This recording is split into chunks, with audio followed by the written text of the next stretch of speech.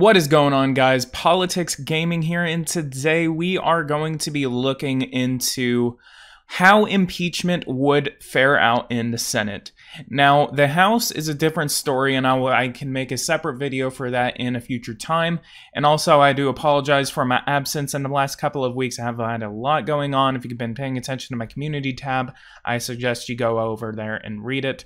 But other than that, I will be looking at the Senate today and seeing what can be done for the impeachment effort that is going on with the President of the United States right now. For those who do not know, the President of the United States has an impeachment inquiry on him right now. Basically, there was a situation with the President of Ukraine, and he is being accused of trying to coerce the President of Ukraine into investigating the son of presidential candidate Joe Biden, who is a former vice president.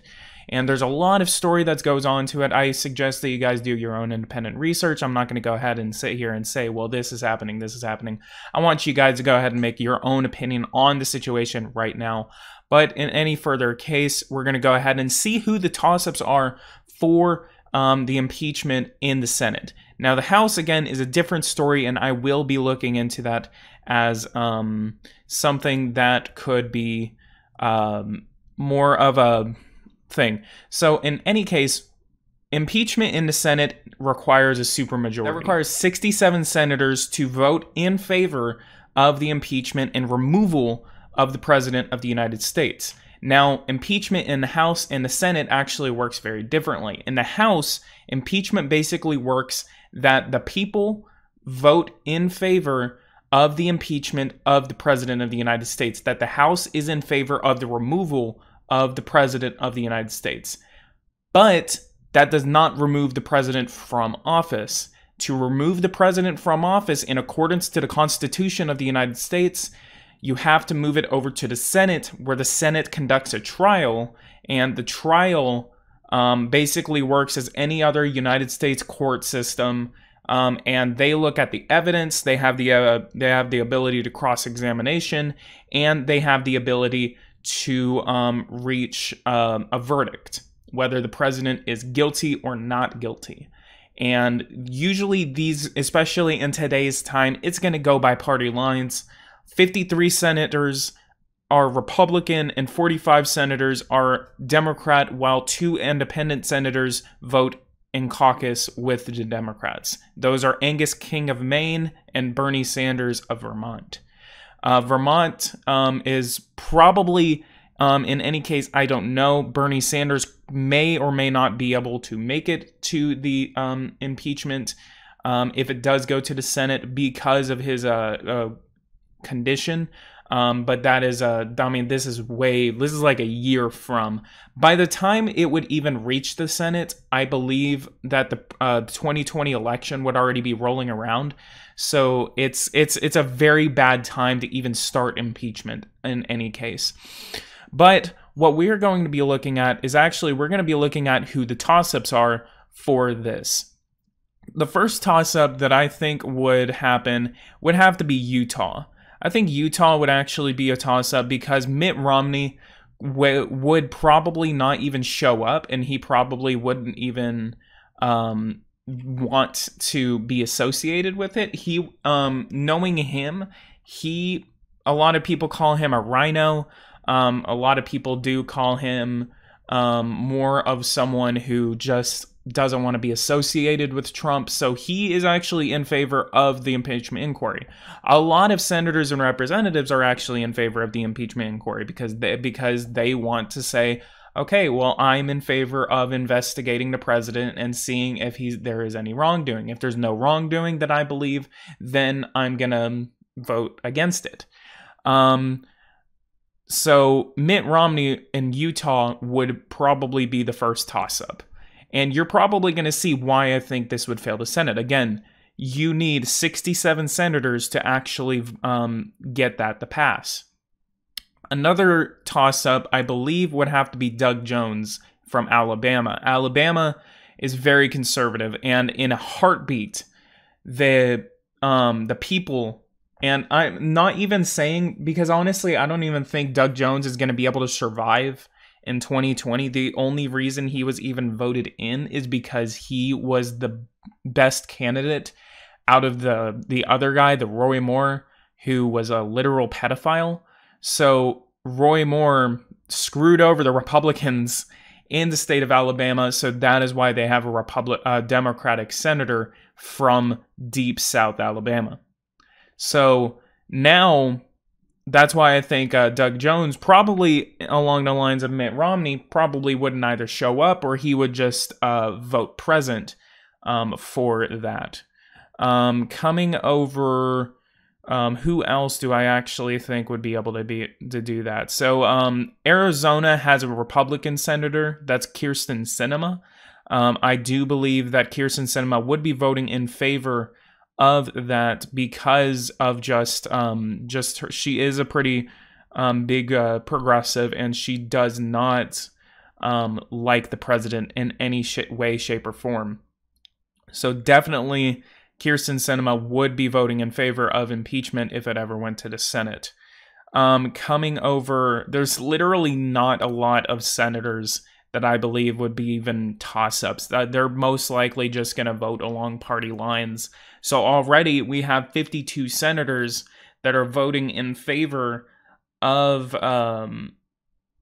this. I think another one would probably be the senator from Colorado, because of just the Republican senator from Colorado. Colorado is a pretty conservative, or not conservative, it's a pretty liberal state, mostly controlled by Colorado Springs and Denver, almost said Denmark. Colorado probably could be a toss-up because of just the reaction that people would have if that senator were to vote in favor of impeachment or against impeachment. This kind of goes either way. So that's 51 Republican senators that would be voting against it. And the Democrats, again, they would probably have the majority, but they wouldn't have the majority they need to impeach and remove the president from office. Another toss-up would definitely have to be Joe Manchin of West Virginia. West Virginia, again, is a very conservative state. They are very, very sensitive with Joe Manchin, because Joe Manchin stays in office because he is a blue dog Democrat. He is a conservative Democrat who has a pretty good voting record with things from the Trump agenda. He's actually a pretty lenient Democrat along the lines of how you would see the GOP. So in any case, if there was a party switch, there could actually be something where he would either vote against or vote for. But it would really depend on how the people of West Virginia would see the president and how they would see Joe Manchin.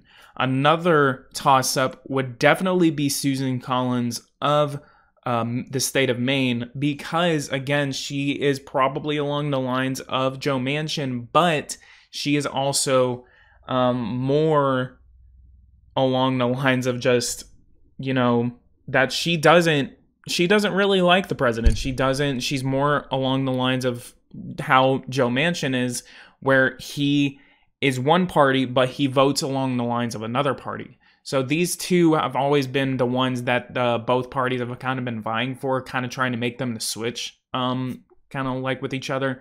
But I believe that Mitt Romney, the senator of Colorado, just look, I can't remember his name from Colorado. That's why I really just calling him the senator of Colorado.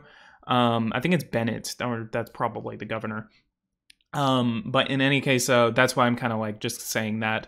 The senator of Alabama and the senator of Maine, and as well the senator from West Virginia, those are really the only toss-ups that I can really see in this. And this doesn't even come close to the 67 votes that they need to get the president removed from office. So all of this would fail. I can do the House on a separate map, and that requires 290 votes. The Democrats, I believe, only have 230 to 240. So impeachment, and actually, I honestly thought that impeachment would fail, would pass the House but fail the Senate. But now I honestly don't think that it's going to be able to pass either house, because they have the impeachment inquiry. But once they figure out that they don't have the numbers to actually impeach the president or even remove him from office, they probably might not even go after it. And plus, as the 2020 elections are even coming around, the people are going to decide what they want next year, next November. So this is going to be a very important step for the Democrats. If they try to impeach him but then fail to remove him from office, there could be a reaction by people not along the lines of what, you know, that one pastor from Dallas said, where he said, well, it's going to cause a civil war. I don't think it's going to cause a civil war. And Trump, I think that was stupid for you to even retweet that. But in any case, I do believe that this could cause a reaction from either side, where it's basically going to show that there is a witch hunt and then Trump will be reelected. Or there will be a reaction where the Democrats failed to impeach and remove the president from office, and then the Democrats could lose a lot more because of just them going after the president. It would basically be proving Trump right and prove that they're going after him because they don't like him, because it's not because he broke the law. They're trying to make it look like he broke the law, but they don't have any solid proof, and approval numbers for the president are just continuing to go up, and they're continuing to just not reflect how the federal government is right now. And something should happen to where it should change. In any case, guys, if you guys like this, go ahead and leave a like, subscribe to the channel if you are new. Tell me in the comments below if you believe that the president will be impeached, and tell me which of these senators that you're looking at right now could be a toss-up. My toss-ups, again, would have to be Utah, Colorado, Alabama, and Maine, as well as West Virginia. I always forget West Virginia. Who does? Whoever remembers West Virginia. But in any case, guys, let me know in the comments below, and I'll see you guys in the next one.